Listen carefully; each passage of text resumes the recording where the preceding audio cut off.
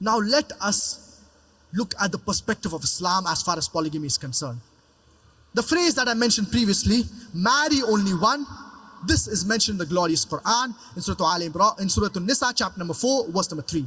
And let us understand the context of this verse.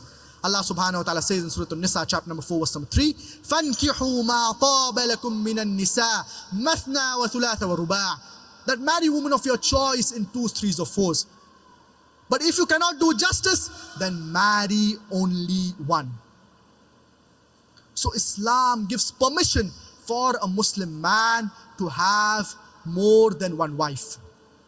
And Allah subhanahu wa ta'ala says in the glorious Quran, in Surah An-Nisa, chapter number 4, verse number 129, وَلَن تَسْتَطِيعُوا أَن تَعْدِلُوا بَيْنَ النِّسَاءِ وَلَوْ حَرَصْتُمْ فَلَا تَمِيلُوا كُلَّ الْمَيْلِ فَتَذْرُوهَا كَالْمُعَلَّقَةِ. And never will you be able to do justice between your wives, but do not turn away from them altogether.